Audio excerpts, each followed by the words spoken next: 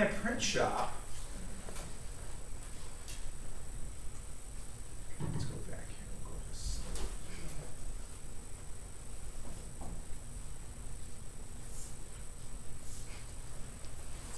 What they were trying to do, they said we're going to get rid of slavery.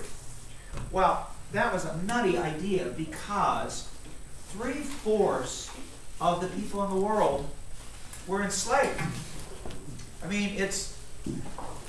Here, I want to show you this. Here we begin. Okay. Christians in the war on slavery. Let's pray as we begin. Thanks, Lord, for the privilege of thinking about what you have done through your people and the challenge that's before us. Thank you that we've already got a precedent for what was done. So give us insight, Lord, to learn what you want us to do in today's world. And thank you for our sisters and brothers that have gone ahead of us and taught us. We pray this in Jesus' name. Amen. Okay. This is something that is absolutely without precedent in human history. Every society in the world had slavery. Every society, every culture has had slavery. One culture at one time got rid of it. And I want to tell you about that story. Absolutely without precedent. If you pore over all the histories of all peoples, I doubt you will find anything more extraordinary, says Alexis de Tocqueville. Alexis de Tocqueville is famous for his Democracy in America, but he's also famous for other things. And he says this. Now, we all associate slavery with Africa, of course. And we associate slavery with Western nations going down to Africa and buying slaves and taking them to a continued life of, death on the high seas, usually for 1/3 of them. But for 2/3 of them, a life of misery as slaves, mainly in the West Indies, also some in the southern part of the United States, also some in South America. But what we often do not realize is that most of the people of Africa were enslaved to each other. That the Africans enslaved one another. When, as for instance, when British Foreign Secretary Palmerston, back in 1841, sought through his representative council to get the ruler of Zanzibar. Zanzibar was on the southeastern coast of Africa, to end the flourishing slave trade there. This was the response. When Palmerston continued to press for an end to the slave trade, Said, who was the representative, pleaded that if he acceded to the British demands, his subjects would withdraw their loyalty from him and support another claimant to the throne. And was he not looked up to by all Arabs generally as a person who should protect and guarantee for them their dearest interest, the right to carry on the slave trade? He reminded the British representatives that Arabs were not like the English and other European people who are always reading and writing and were unable to understand, and the Arabs were unable to understand the anti-slavery viewpoint. The British obsession with it was quite inexplicable to them. In short, what was so patently wrong about slavery in the eyes of Western civilization was almost incomprehensible to many non-Westerners. 1800, the world was in chains. In Africa, Africans enslaved each other and sold the surplus to the Europeans. So that's why, I mean, there was slavery, but there were extra slaves. And so we're going to sell our surplus to the Europeans, mainly, of course, on the Gold Coast here. Of course, here's Nigeria, where I used to live, but where a quarter of all Africans live today. It's amazing. In that one little country, 1 out of every 4 Africans lives there. Okay, and the Arabs who came to the coast to buy the surplus. Okay, in the United States, in the Americas, Native Americans turned prisoners of war into slaves. and sold them to neighboring tribes and to Europeans in both South and North America.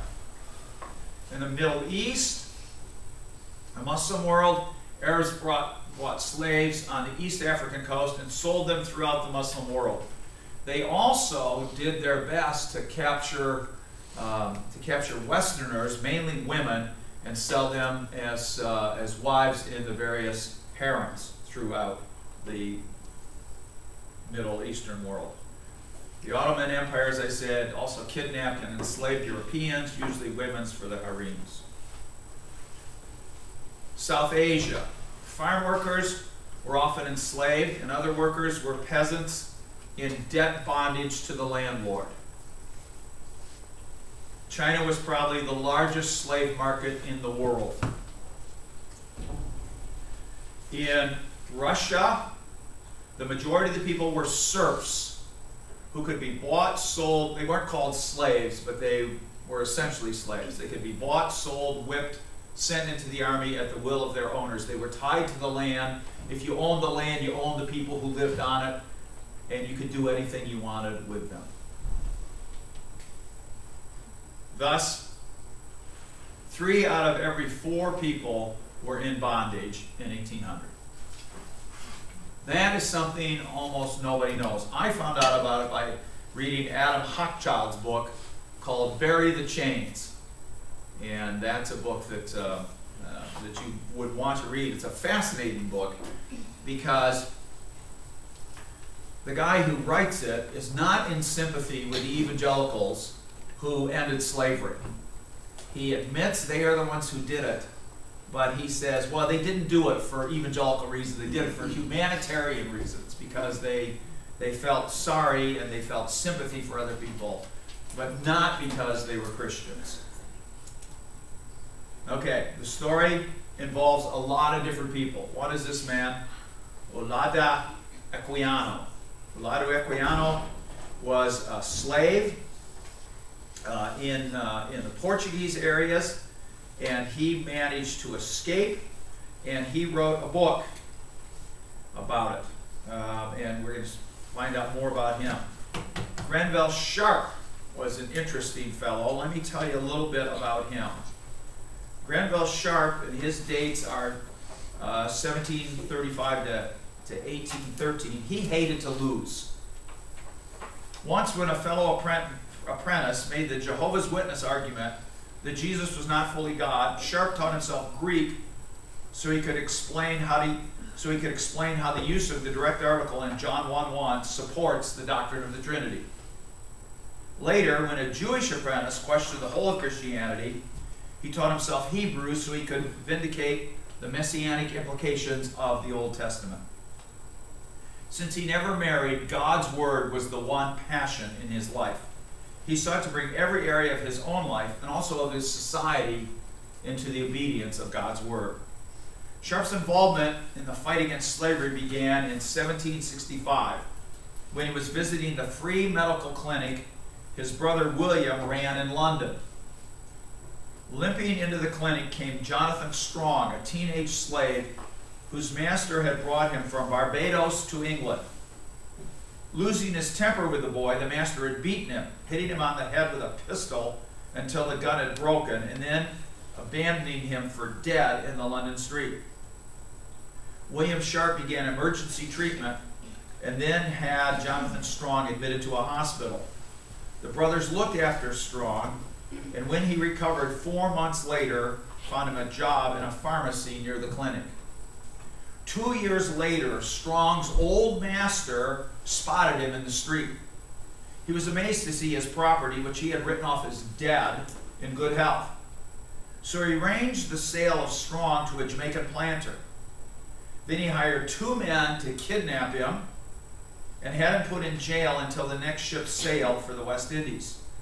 Somehow Strong got word to Grenville Sharp, who went first to the jail, then hurried to the Lord Mayor of London, who gave orders to free Strong.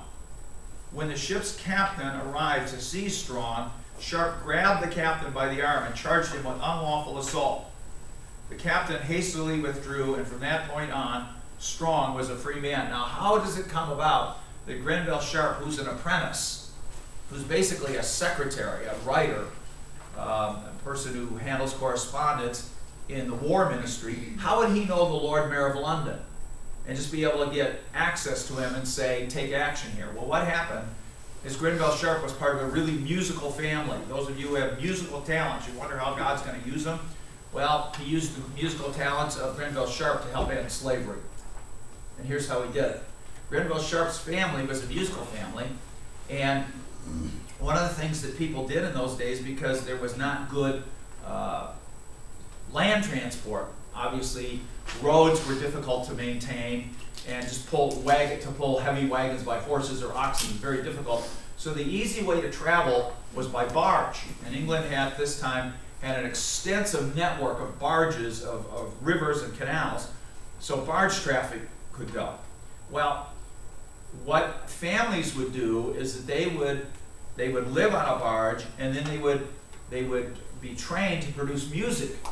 And they would go around to various people, rich people who had parties, and they would bring the people down by the river or by the canal, and the people on the boat would play for them. I don't know if you've ever heard of Handel's water music. Water music is music to be played by people on barges for the entertainment of rich people who come down to the riverbank. Well, Grenville Sharp is one of those guys who played. And as he would play for people, they would come on the barge and talk to him. He got to know the upper crust of English society, and he became personally known to a lot of the aristocracy and friends, personal friends with the Lord Mayor, or at least an acquaintance of the Lord Mayor. So when Jonathan Strong got in trouble, Grenville Sharp goes to the Lord Mayor and says, can you intercede for me? And the Lord Mayor says, oh yeah, you're the musician, you played at my house, blah, blah, blah. I heard you, and so he takes action. Well, word of this rescue quickly spread throughout the black community of London, and Sharp became the leading defender of their cause. Now, however, he had to teach himself law in order to win their cases. Although he had a 6-day-a-week job as a secretary, he devoted the rest of his waking hours to fighting for justice. In 1768, he helped a man named John Hylas, a free black man, bring suit to recover his wife who had been sold into slavery. For the case, Sharp published a tract arguing that slavery was illegal according to the laws of England. He hoped the judge would accept his arguments and use the Hylas case to outlaw slavery. Although they won the case and Hylas got his wife back, the judge did not rule against slavery itself. The judge said the precedent only applies in this little situation. It's not a wide-ranging precedent for all of England. Finally, in 1772, James Somerset, an escaped slave from Virginia, came to Sharp for help. Sharp filed suit, orchestrated the case, and helped the attorneys with their arguments and found the funds to pay the heavy costs. Finally, as Who's Who reports, quote, Grenville Sharp, a clergyman's son, fought a successful test case for James Somerset, a slave from Virginia, to establish the principle that, quote, as soon as any slave sets foot on English ground, he becomes free.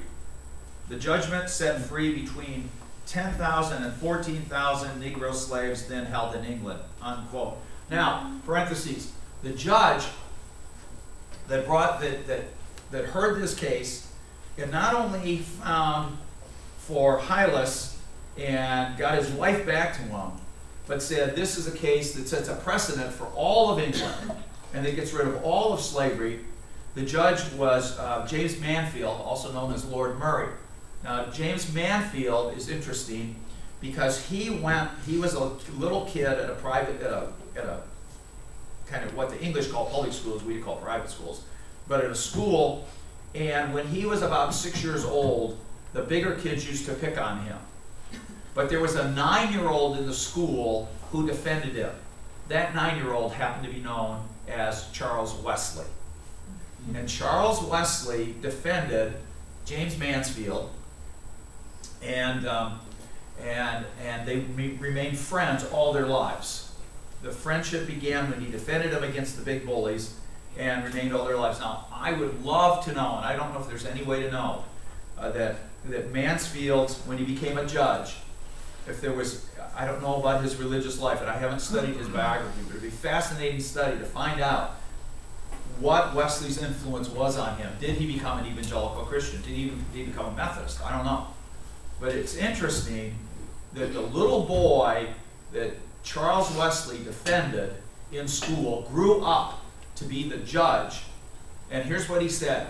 He said the air of, and this is in the case, he says the air of England is so free that no slave can breathe it. And what he means is, once you start breathing English air, you're not a slave anymore. No slave can breathe English air.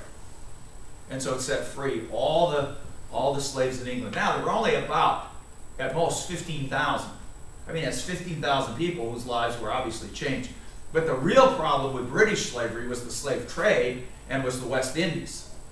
But 1772, even before the guys get together in the print shop and say, we're going to get rid of the slave trade. The Somerset case, Hylas was the early one, I'm sorry. It was the Somerset case that ended slavery. Of course, freeing all the slaves in England was just the first battle in the almost 60 years war on slavery. Sharp's next big effort was the case of the ship Zong, where the captain threw 133 slaves into the sea and then sued the insurance company for refusing to pay. Now here's what happened in that one. There was a ship called the Zong, Z-O-N-G, and it was a slave ship, and it was coming from Africa to the West Indies. Well, the captain was inexperienced, he got lost, and how you can get lost? I mean, the ocean's a big place, but you generally sail northwest. But anyhow, and he got delayed, and so he started to run out of food and water. Now, the law of the sea runs that if you arrive in port and your cargo is dead, that's just too bad. That's just, you know, the risk of the trade. However, if you get in a storm and you have to throw stuff overboard to keep the ship afloat to prevent an accident, then you can pay for that. That's insured. The insurance company will pay for that. So what happened is the captain said, well, you know, I'm a crummy captain, but I'm going to be a good businessman. So what I'm going to do is I'm going to throw these guys overboard and say I had to do it to save the ship. And then when I get to port, I'm going to ask for my insurance company to compensate me. Now he threw 133 people overboard. 132 of them drowned. One guy swam back to the ship and crawled back up, and they didn't have the heart to throw him over again. So he gets in there, and the people in charge sue, you know, say to the insurance company, pay for us. The insurance company says that's not what it's for. It wasn't during a storm, and so they refuse to pay. So the owners of the Zong sue in court. Okay. Learning of the case, Sharp leapt into action. He consulted an Oxford law don. He visited 2 bishops. He fired off letters to everyone he could think of, including the Prime Minister, the Lords of the Admiralty, and the newspapers. Once again, he directed a lawsuit. He engaged the lawyers and tracked down eyewitnesses. What he wanted to do was say, this is not just a law, this is not just an insurance case, this is murder. You can't just throw people overboard. He failed to have anyone prosecuted for murder, but the publication of the case aroused English anger against the slave trade. And now remember the Zong case, we're going to come back to it. I'm going to tell you some more about Grenville Sharp, but there'll be more about the Zong case. So Grenville Sharp worked for the slaves until his death at 78 years of age, sorry. He continued to rescue people who were being sold into American slavery. He kept writing about the evils of the institution.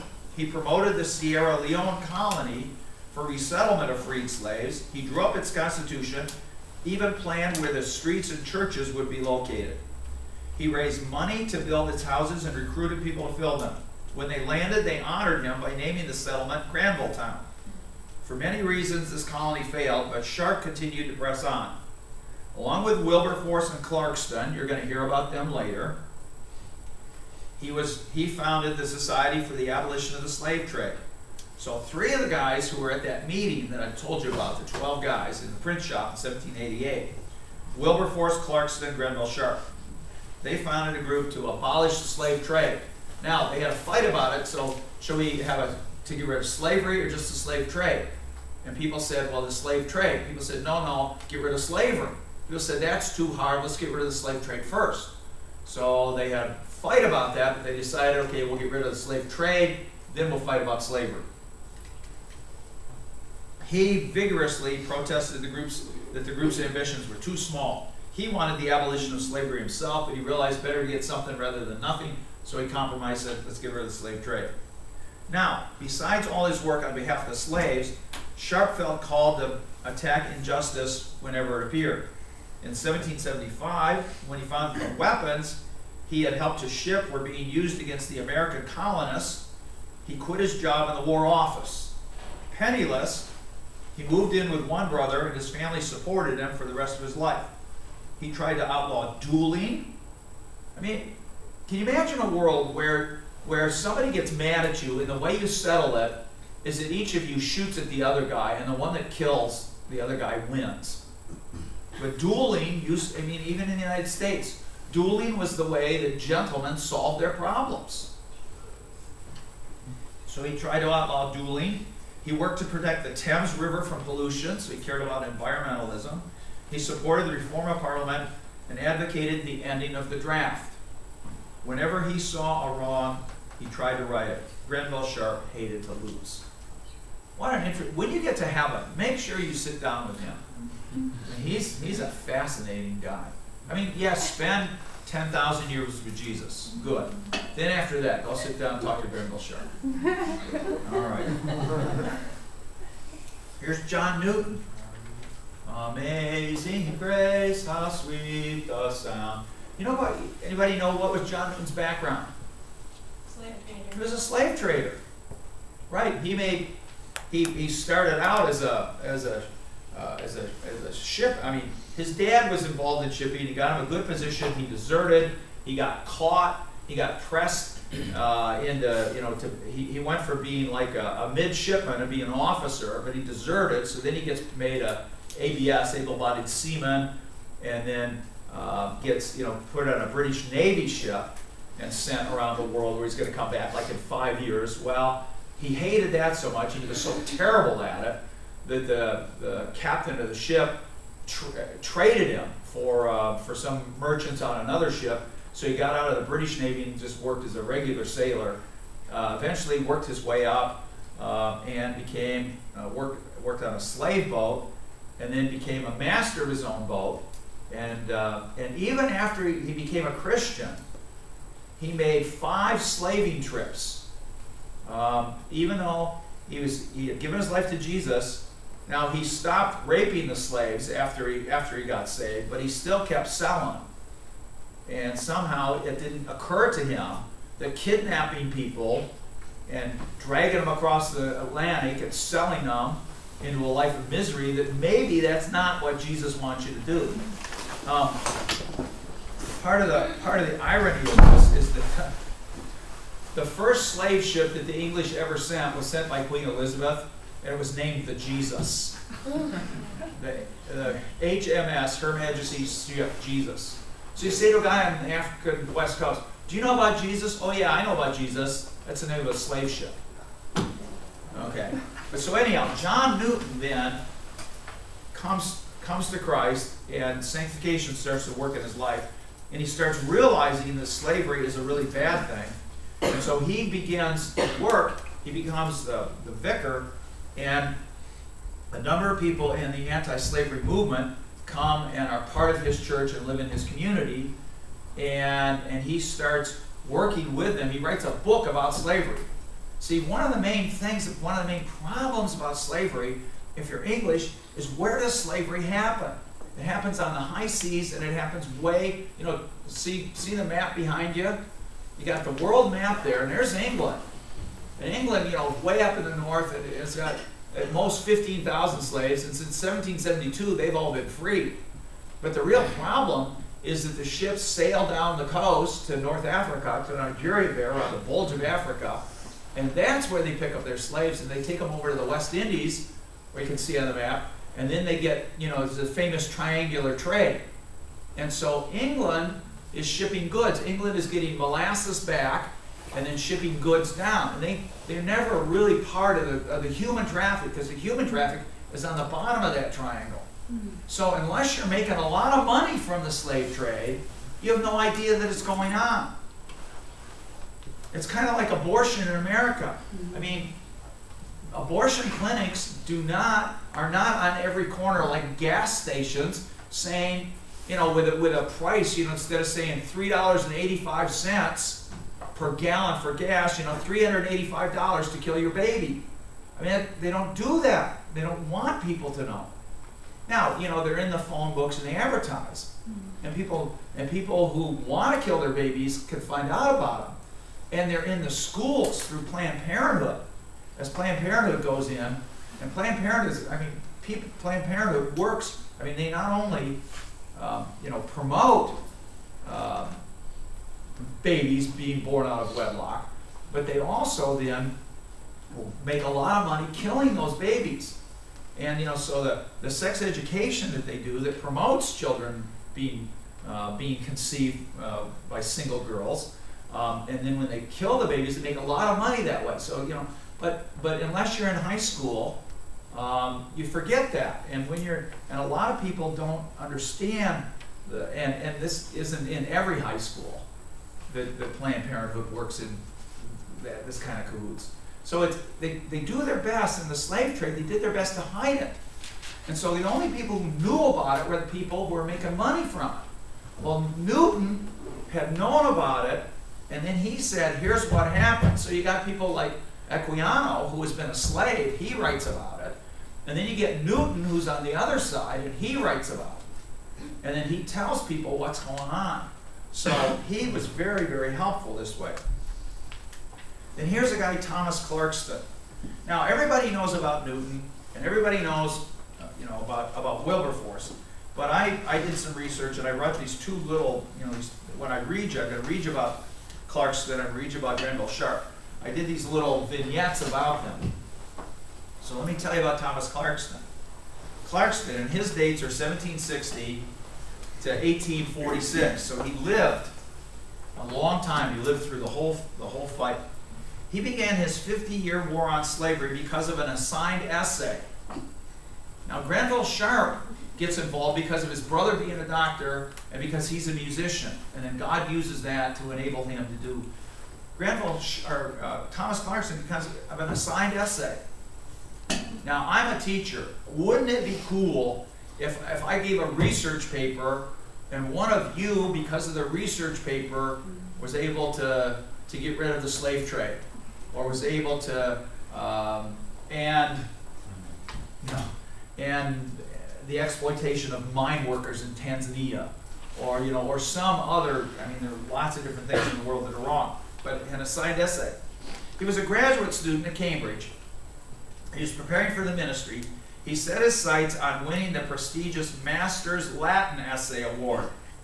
This was the Heisman Trophy of academics. He had earlier won the undergraduate Latin Essay Award and wanted to be the first to win both competitions. Nobody had won both as an undergraduate and a graduate, and he wanted to be the first to do it. And in 1785, the topic was Ane Liceat Invitatos in Servitum Dare, which probably because of the way I pronounce Latin, none of you really understood. But the English translation was, is it lawful to make slaves of others against their will? Now, how in the world would a Latin essay at Cambridge have to do with slavery? Well, here's how it happened. The topic had been set by a man named Peter Picard, the head of the university. Picard had recently learned of the Zong incident. Remember the Zong incident? They threw the guys overboard? Picard had read about that in the newspaper. And he was so frustrated, he preached about it, but what else can I do? Well, turns out he was the head of Cambridge University. You know, like Chuck Webb, he was not only a preacher, but he was the president, or the equivalent of president of the university. So it was his job to set the topic for the essay. So he set that one. He focused the attention of the nation on slavery by making it the subject of that year's master's essay. Clarkston had only been able to afford Cambridge because he had won a need-based scholarship. Knowing the financial hardship that befell the children of deceased clergymen, someone established a fund to help such impoverished students. Clarkston's father was an Anglican priest, and he had been out visiting the sick poor of his parish and caught a fever from one of them. He died when Thomas was 6. Thomas was determined to follow his father's calling, and the award made his education possible. Clarkston knew nothing about slavery, but he was determined to win the competition. He not only perfected his Latin style, but he also learned all he could about slavery. His brother had seen slavery firsthand when he had been a sailor in the West Indies. Clarkston read every book and article available on the subject and discovered the personal papers of a slave merchant. He sought out British Army officers just returned from America who could give him more eyewitness information. So not only does he work to really do well in the Latin part of it, but he says, I'm going to have one that's got more content than anybody. So he does all this research. Clarkston had entered the competition with no other motive than to prove he was the best young scholar in England. But the more he learned about slavery, the more disturbed he became. He was so overwhelmed with grief that he could not sleep. He became obsessed with the injustice, working on the essay night and day. He did win first prize, but as he rode home from the award ceremony, he was thinking neither about the honor of the award nor the jump start it would give to his career. As he tells the story, slavery wholly engrossed my thoughts. I became at times very seriously affected while upon the road. I stopped my horse occasionally and dismounted and walked. The idea is I'm so upset about this, I can't even ride my horse. I can't even sit my horse. So I'm going to get off the horse, I start walking. I frequently tried to persuade myself in these intervals that the contents of my essay could not be true. It can't be that bad. People can't really do this to each other, he said. The more I reflected upon them, or rather upon the authorities on which they were founded, the more I gave them credit. Meaning, you know, I did the work, I did the research, I knew it was true. And the more and more I thought about it, the more I had to know it was true. Finally, he could bear the weight of this knowledge no longer. Quote, I sat down disconsolate on the turf by the roadside and held my horse.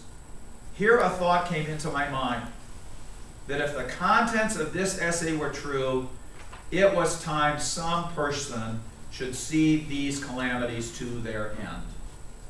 If it's true, somebody's got to do something about it. Though many would see how much Clarkston's call was like Saul's conversion on the road to Damascus, it did not mark a sudden change in his life. For months he fought the call, mostly because he felt inadequate and alone, but he could not overcome it. Quote, I walked frequently in the woods that I might think on these subjects in solitude and find relief for my mind there. But the question still recurred, are these things true? Still the answer followed as instantaneously, they are. Still the result accompanied it. Then some person should interfere. And interfere he did. Clarkston found God's call on his life inescapable. He became what the poet Samuel Taylor Coleridge called a moral steam engine, researching, writing, traveling, planning, organizing, agitating. Often he worked 16-hour days. Sometimes he risked his life because it was hard to disguise his 6-foot frame topped with a mop of thick red hair from those who had threatened to kill him. One group of 8 slave owners almost succeeded in pushing him overboard from the Liverpool docks when he was doing research there. Clarkston, though, was one of the 12 men who met in the printer's shop in 1788 to start a group that would end slavery in the British Empire. And he was the only one of the 12 that lived to see the day of victory almost 50 years later. Not a bad result for one Latin essay. Here's William Wilberforce. Now, you can go see the movie Amazing Grace. It'll tell you more about Wilberforce. And there are lots of biographies of him. Information about him is easy to come by. Wilberforce came from a rich family. They bought him a seat in Parliament. That's what everybody did. And he actually came to Christ after going to college. He went on a long European trip, and he didn't want to be bored on the trip. He wanted good information and entertainment. So he asked one of his professors to go on the European trip with him, which I would suggest is a good idea for any of you. So, and if you know any professor who knows anything about European history, is an interesting conversationalist, you might be free to ask him, and my email is, oh no. So, but on this trip, the college professor persuaded Wilberforce to become a Christian, convinced him that Jesus really did live and die and rise from the dead, and that Wilberforce should live for him. So Wilberforce comes back, a committed Christian, but says, oh, I can't be in politics because politics is for crooks. I need to be a minister. John Newton says to him, no, politics isn't for crooks, it's for you, that's what God's called you to do. So off he goes to Parliament. Well, he works in Parliament, he's good friends with William Pitt, the Prime Minister, works in Parliament for 50 years. And by 1807, they, after 19 years of work, they get rid of the slave trade. And by 1837, after another 30 more years of work, as Wilberforce is on his deathbed, he hears that the bill is passing in Parliament. And it's the most just, it's been called the most just action that any government has ever taken, because what they did is they bought all the slaves. They bought every slave in the British Empire and then gave them their freedom. Now, in the United States, we had a war that cost 600,000 lives, 600,000 military casualties, plus all the civilian casualties, 600,000 military casualties, plus then just all the slaves were freed with no compensation at all. So it created, the economic disaster in the South. Now, it was all ill-gotten gain. You could argue that it was just and to impoverish the South, yes. But the impoverishment of the South between 1860 and about 1960, I think, is one of the main reasons for the Jim Crow legislation and for the backlash, the Ku Klux Klan and all that stuff. And who knows, but that if America had done it in a more just way, it would have wiped out that racism that lingered in our country for at least 100 years. Now, I don't know that that's the case, but that at least could be argued. Now, Wilberforce was hated. Here's a cartoon that was published in a newspaper about him. Why are you for slavery? Well, it's because you want to enjoy the sexuality of all the African slave women. That's what people said. Well, obviously that isn't true. Now, here's another guy, Toussaint Louverture.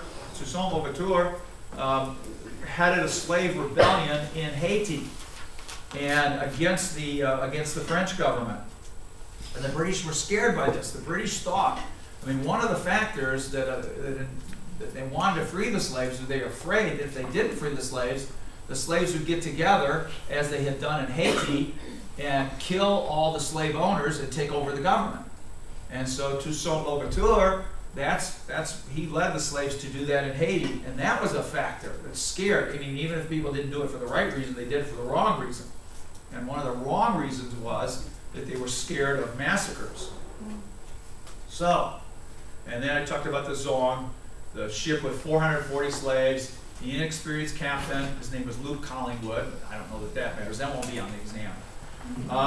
Threw 133 overboard, and I already told you all this. He asked for $4,000 per slave. Insurance company disputed the claim. An unknown man, we don't know who it was, wrote a letter about the case to the newspaper. That's where Grenville Sharp, or Equiano, found out about it. He told Grenville Sharp. Grenville Sharp, did all this stuff. Okay. We talked about the Latin prize essay. I explained all that to you. And so then, here's the dismounted college student. This is, I should have read you this, but this is what he talked about. It was time some person should see these calamities to their end. And he did. He lived to see them end. That is so cool. Okay.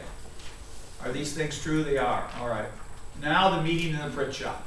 This takes us 1788. James Phillips is a printer and a bookseller. And he says, come to my print shop.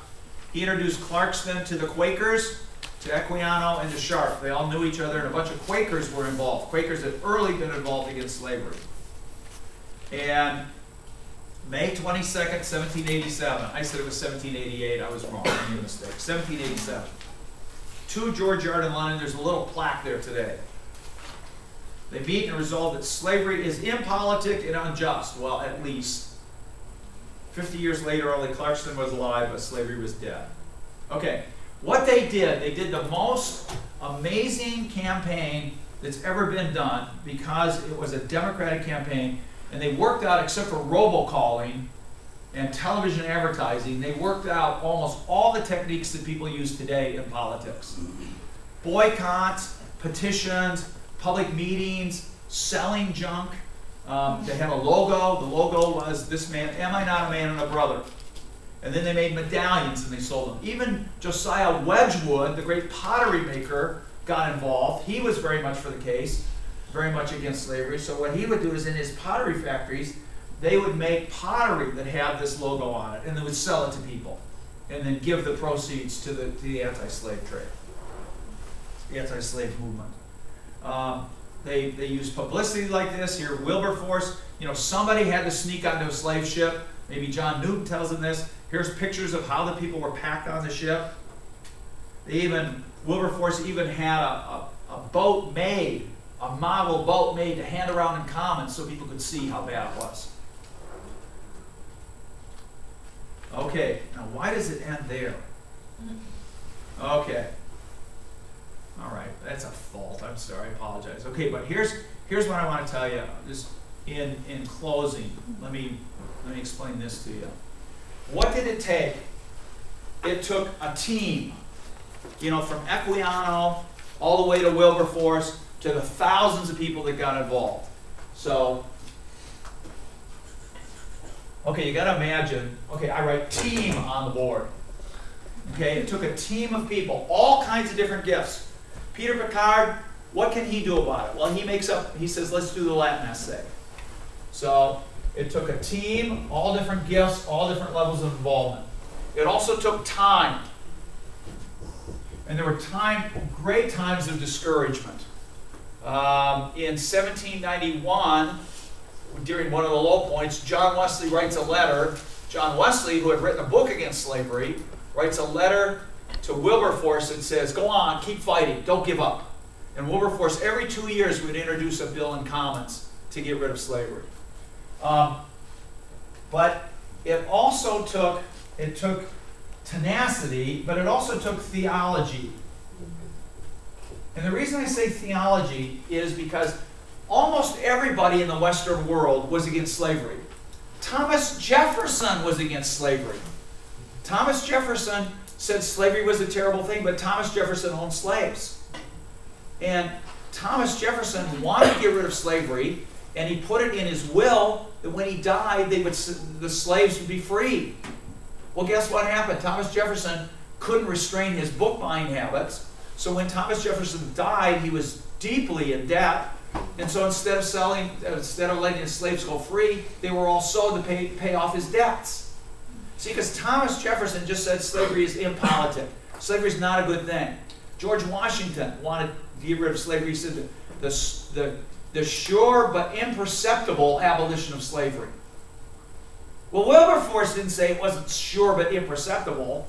For them, slavery is not just a bad idea. It's not just too bad. It's not just an inconvenience. It's a sin. And they said, we are going to suffer the judgment of God if we continue in this. And so see, it was the people who had the theology to say this is a sin. Now, people like Jefferson, people like Washington, weren't Christians enough to want to get rid of sin and to say it's worth giving my life to fighting this. People are made in Jesus' image, and out of love for my African brother, and out of fear for my soul, because I'm involved in a sin, I'm going to do something to fight slavery. So I think you got to have all three of these to really work. Now, what do we learn from this today? Well, I'm arguing that unless you have all of these, we're not going to get rid of slavery today. And that's what we can learn from the past, is that it takes a team, all different kinds of gifts, and it takes time. It's not something you just do overnight. I mean, slavery is against the law all over the world. It's violations of the law. But so we got to change the culture. We've already changed the law. That's not the issue. The issue is changing the culture. It's the same thing in the pro-life movement.